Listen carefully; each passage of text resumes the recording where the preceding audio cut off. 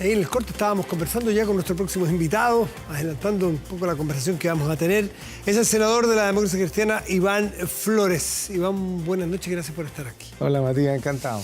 Bueno, tiene que ver con un viaje que harán a España justamente a tratar temas de relaciones, entiendo, con la Unión Europea, no solamente con ese país, es en España, ¿no es así? Pero, bueno, está la situación del embajador chileno en España, que naturalmente sale a la palestra. Nos gustaría saber cuál es la opinión que tiene y si va a tener alguna reunión con él. Sí, mira, efectivamente vamos a estar los presidentes de la Comisión de Seguridad, de Defensa y también el presidente del Senado, por parte del Senado de la República, en un trabajo con las más altas autoridades en materias de inteligencia policial, de antiterrorismo, porque nos interesa conocer no solamente la experiencia, sino que, a ver, recuerda que entre Francia y España han sido los grandes aportes para nuestro Código Penal, en una serie de materias de cómo enfrentar desafíos y particularmente en términos de antiterrorismo y también de sistemas de inteligencia, que es muy complicado, justo cuando estábamos trabajando dos proyectos de ley. La ley antiterrorista, el proyecto es un proyecto de nuestra iniciativa, de Osandón, de Bodanovich, lo juntamos más el del gobierno y ahora está en la Cámara. Luego tenemos el Sistema Nacional de Inteligencia, que ha estado bastante enredado en la Cámara de Diputados, que esperemos que llegue a nuestra comisión pronto, o lo vamos a hacer en conjunto con Defensa. Estamos trabajando una serie de materias que nos hacen que lo que quedó pendiente en diciembre del año pasado, cuando estábamos trabajando sobre la modernización del acuerdo entre Chile y la Unión Europea, un acuerdo importantísimo. O sea, si ya el TPP-11, que fue debatido, tenía algunos elementos de posibilidades de mejora en el mercado internacional de Chile, con 11 países, con la Comunidad Europea son 27 países y Chile tiene un sitio de privilegio. Yo fui en noviembre, trabajamos el tema agrícola con los españoles que presidían el Parlamento Europeo y luego lo que hicimos fue apurar el transitorio, que ya se firmó por Cancillería, estando nosotros allí en una fecha insospechada, porque se pensaba que se iba a firmar ahora, en el mes de abril o mayo, antes de las elecciones de los europarlamentarios, se anticipó. Y ahí tenemos eso. Entonces, bueno, vamos a pasar por España, bien lo dice, justo en un momento en que este funcionario, amigo del presidente, con tanta falta de oficio, de prudencia, de capacidad de entender lo que significa el ejercicio diplomático y cómo compromete no solamente al gobierno, a su gobierno, sino que cómo compromete al país haciendo tonterías, para que lo digamos con franqueza, porque lo del embajador Velasco no es un acontecimiento aislado. Recordemos que lo primero fueron sus dichos, siendo embajador de la República de Chile. Un embajador representa políticas de Estado, representa al Estado y a todos nosotros. No puede tener una postura política y defender solamente su interés.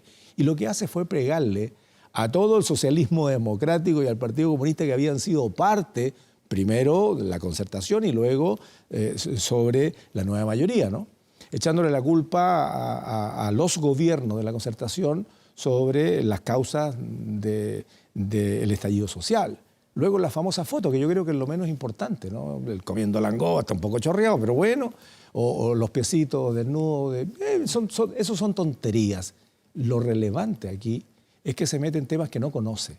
Los sistemas de armas, ¿no? O los sistemas de protección nacional son temas súper delicados. Bueno, pero no le va a ofrecer negocio a los españoles, no conociendo el tema, no siendo su área. ¿Negocios o hace un comentario que se puede descontextualizar? Porque de hecho entiendo que él alega, en La Tercera Mañana viene un artículo que él alega con sus cercanos de que es sacado de contexto.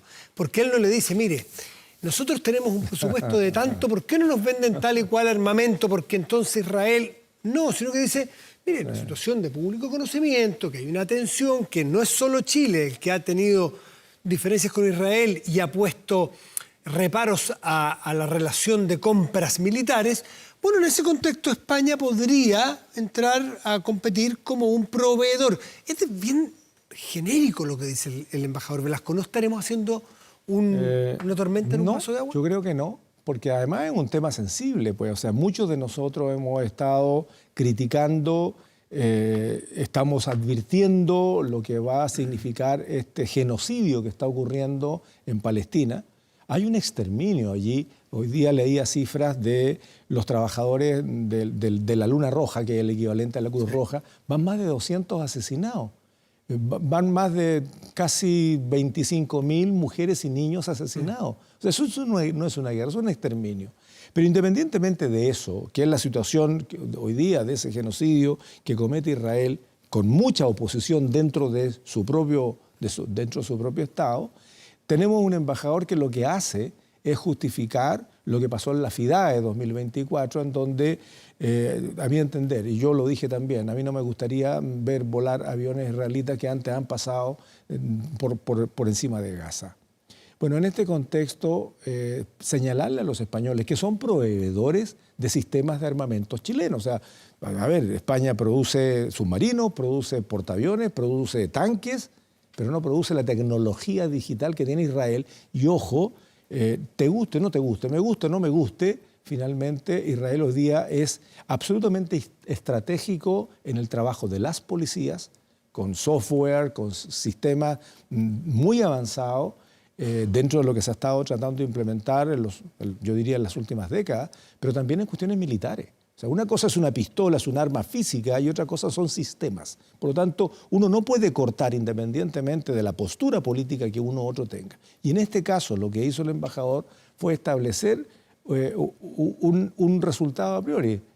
Producto de esta tensión, se abre el espacio para comprarle armamento español que antes estaban, o hasta ahora están proveyendo los israelitas. Al no tener las facultades de compra, ni mucho menos, ¿no se estará sobreinterpretando sus palabras? No, yo creo que fue absolutamente imprudente. Y no solamente yo diría que fue imprudente, sino que lo que hace, además, es ser tremendamente inoportuno. Porque opacó la gira del presidente. Una gira que estaba en el contexto de lo que ya habíamos señalado en esta conversación, Matías, que es la importancia que tiene la Unión Europea para Chile hoy día. O sea, no podemos seguir colocando todos los huevos en la misma canasta y pensar que solo el Asia profunda, solo China va a ser finalmente el que nos resuelve los problemas. Todo lo contrario, estamos teniendo problemas. Hay que potenciar la relación con la Unión Europea y por lo tanto la gira del presidente, que fue una buena gira, ¿no? O sea, Francia, Alemania, Suecia, estar en esta búsqueda de acuerdo por la paz, colocarle sustento a la OTAN, siendo Chile un no miembro de la OTAN, pero es un apadrinado de la OTAN, y por lo tanto, para defender la libertad, la democracia, en fin, lo que se defiende después de la Segunda Guerra Mundial. Y en este contexto, entonces, que haya salido el embajador con esto, fue tremendamente inoportuno para la propia gira del presidente, pero además fue imprudente porque se mete en un tema que no conoce y establece un punto de oferta, porque en el fondo lo plantea así, ante una situación que ya de suyo venía siendo delicada entre el presidente Boric y en el mundo diplomático con la representación israelita y Estados Unidos, y hay un nexo allí. Entonces, en el idioma diplomático, Matías, yo creo que, y estaba escuchando parte de la entrevista con Heraldo, a propósito del argentino, el idioma es súper importante y las formas son muy importantes, los gestos son importantes. La diplomacia lo que trata de hacer es finalmente fortalecer los lazos de amistad, de cooperación. No se hace diplomacia para hacer la guerra, no se hace diplomacia para generar más tensión. Y le generó 2 incendios inmediatos al presidente, aparte de lo que había tenido con Kast, una gira exitosa que se pone resbalosa por esos acontecimientos. ¿Amerita a su juicio revisar la permanencia del alcalde Velasco? O sea, del embajador Velasco. Si yo fuera presidente ya lo habría echado, para ser franco, ¿no? Porque está bien, un error lo puede cometer cualquiera, 2 puede significar falta de oficio o experiencia, pero 3, y en este tipo de cosas, donde él sabe que son materias del Ministerio de Defensa y de Relaciones Exteriores para establecer los sistemas de defensa nacional, que son cuestiones súper delicadas, no las puede tratar un embajador así nomás. Entonces, aquí claramente esta imprudencia lo coloca en una situación difícil y yo espero que el presidente Boric no siga poniendo escudo a quienes no tienen los méritos para ser un embajador en un país tan importante como España. España no es cualquier cosa. ¿Pero usted está diciendo que está ahí porque es amigo del presidente? Pero ¿y qué duda cabe? O sea, yo pienso, Matías, lo mismo que pasa con el Poder Judicial a raíz del caso, ¿cierto?, Letelier, porque ese es el corazón del asunto. Los nombramientos de cargos críticos deben ser hechos por los gobiernos con los mejores currículums y no solamente el currículum académico formal, sino que con las mejores personas con las mejores habilidades. Yo creo que esta dicotomía que hay entre el nombramiento de embajadores de carrera, que tienen una formación profesional previa, que tienen una preparación en la Academia Diplomática de Chile, que los preparan para poder actuar en el mundo de las relaciones exteriores en representación del Estado, no de su partido político, de su sector o de su propia visión, sino que los preparan para otra cosa. Yo creo que no deberían existir los embajadores políticos. Pero eso sí cada vez son menos. No existe, no sé si en otros países del mundo, puedo afirmar que en ninguna parte, pero es una norma, al menos en Chile, en todos los gobiernos que yo recuerde, hay personas o diplomáticos específicos que el presidente los pone incluso sin haber sido nunca diplomáticos. Bueno, mi opinión es que no deberían haberlo. O sea, a ver, no porque se ha hecho significa que esté bueno. Se han nombrado los jueces, se han nombrado notarios, se han nombrado conservadores, siempre de una terna que, entre comillas, es concursable, que la Corte Suprema o la Corte lo propone al Ministerio de Justicia o resuelve. Y eso yo creo que le resta transparencia, hay mucha opacidad en ese proceso. ¿Y por qué no pensar entonces que en el mundo diplomático, que es tan delicado, que requiere tanta capacidad, no puede hacerse lo mismo? O sea, la historia para atrás y la historia para atrás, pero de aquí para adelante, ¿por qué tendrían que haber embajadores políticos? Entiendo que hay muchos países, democracias occidentales y modernas, que el Congreso tiene que respaldar los nombramientos de embajadores. Bueno, pero sin duda, pero no es cualquier embajador, son aquellos embajadores críticos, son aquellos embajadores que representan al país en países que son tremendamente relevantes no solamente para la relación cultural, sino que para la económica, para la política. Entonces yo soy más inclinado a la transparencia, a la tecnocracia, más que al amiguismo, en todo orden de cosas. ¿Tiene alguna responsabilidad el canciller Van Claveren en lo que ha pasado con el embajador Velasco? ¿Ha sido lo diligente que usted esperaba en tomar una determinación sobre su continuidad o no? Honestamente, yo creo que conociendo al embajador Van Claveren, a nuestro canciller, no debe comulgar para nada ni con lo que ha dicho el embajador, ni tampoco con su procedimiento. Eso es lo que se percibe de sus palabras. No, o sea, Van Claveren es un embajador de carrera. Además, es un tipo maduro, prudente, es un experto en Europa. O sea, Van Claveren no es cualquier diplomático. Su vida la ha hecho construyendo estudios sobre la Revolución Europea. Yo creo que se le debe revolver el arma a Van Claveren cada vez que este embajador tiene un desatino, un desaguisado, ¿no? A fines de la semana pasada dijo que iba a pedir un informe. El informe, porque hemos leído, ya llegó a la Cancillería. ¿Es porque no ha llegado a Chile? Suponemos que llega mañana con el presidente a Chile. Es muy diplomático el canciller, pues sí, el canciller de la República. Estas son decisiones privativas del presidente. El canciller no le puede decir, mucho menos públicamente, al presidente, ¿sabe qué más saque este muchacho? A ver, no es porque sea un tipo joven. Saque a esta persona que no tiene la experiencia, ni la altura, ni la capacidad para ser embajador en un país tan relevante para nuestro país en términos de inversiones, en términos de exportaciones e importaciones, en términos de la relación cultural que existe, poner a alguien que jamás tuvo relación con el mundo diplomático. Él es un abogado, entiendo que ha hecho algunas cosas en su profesión, pero no tiene ninguna experiencia en diplomacia. Entonces, bueno, pónganlo de embajador en un país tranquilito, pues.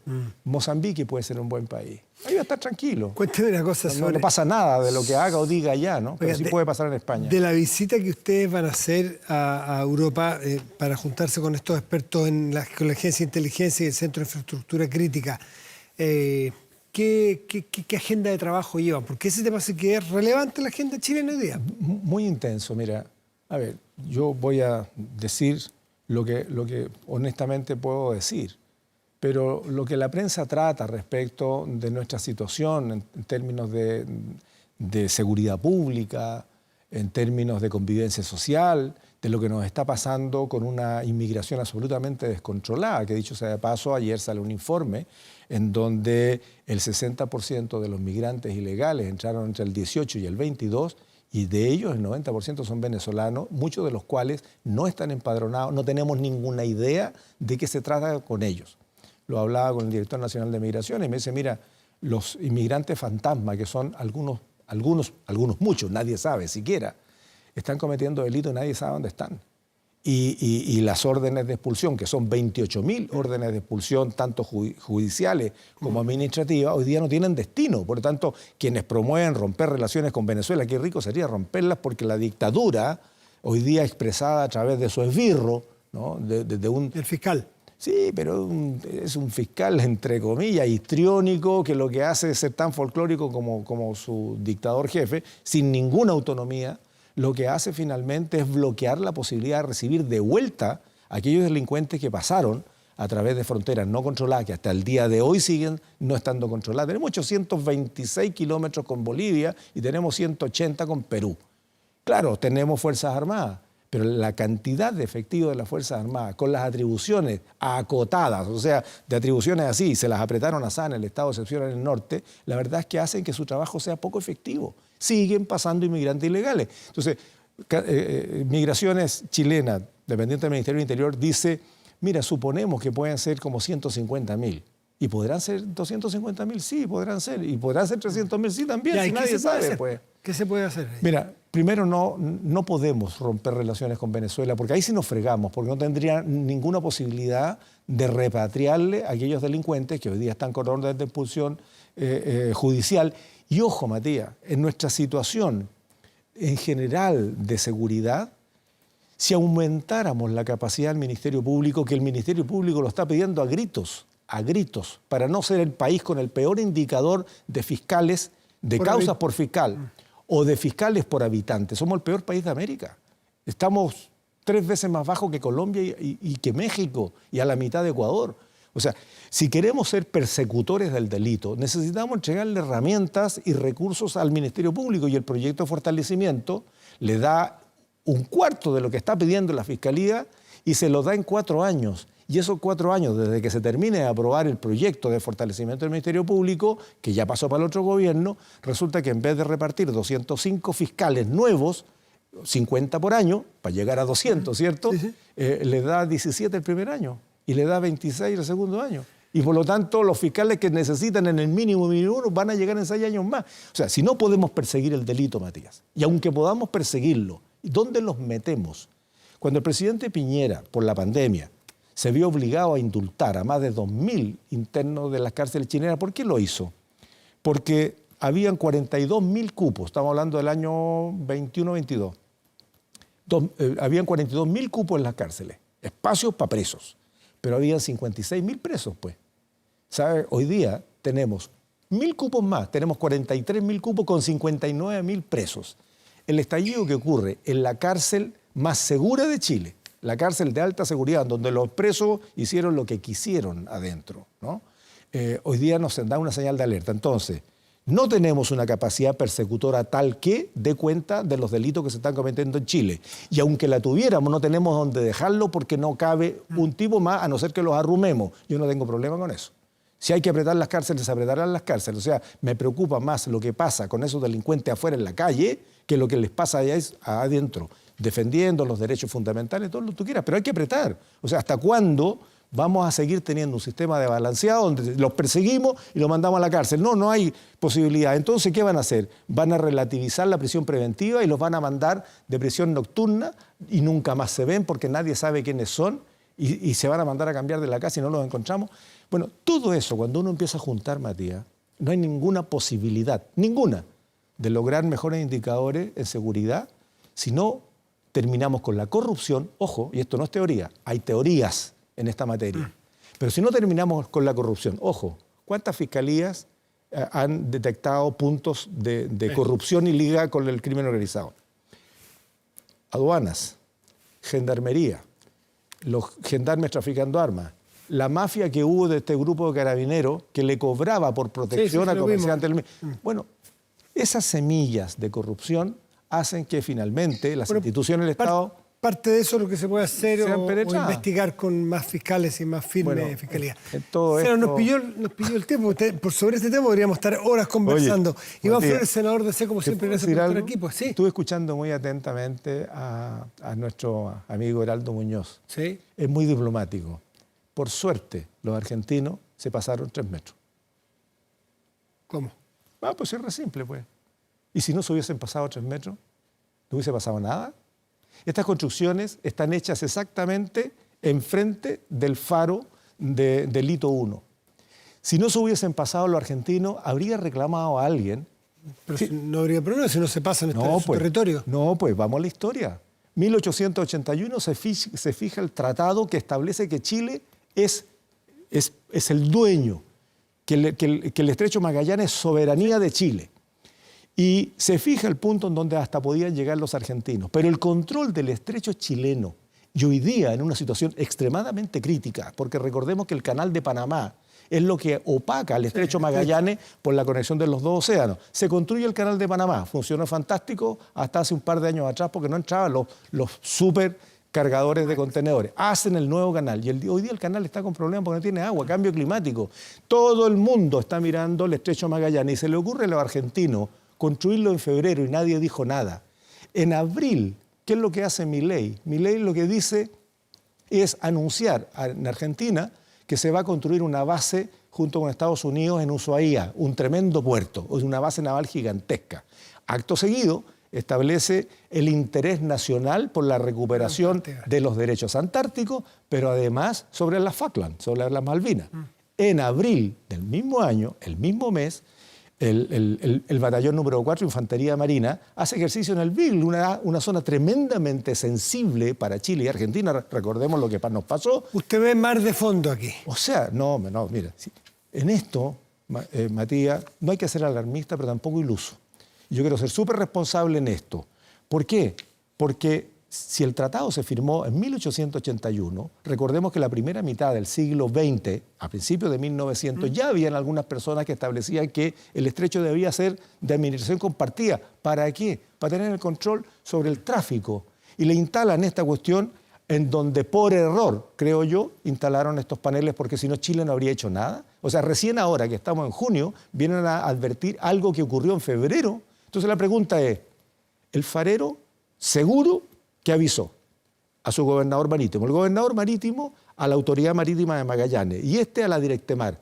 ¿Supo el gobierno cuándo? Es parte de lo que ustedes tendrán como Senado de la República, me imagino, averiguar, llamar, en esto consultar. No hay espacio para jugarretas, Matías, tampoco para amenazas así brutales. Pero ¿sabes qué? Yo no creo que sea casual. Milei hace rato que está advirtiendo cosas raras. Senador de la ADC, gracias por estar aquí esta noche. Encantado. Esté muy bien.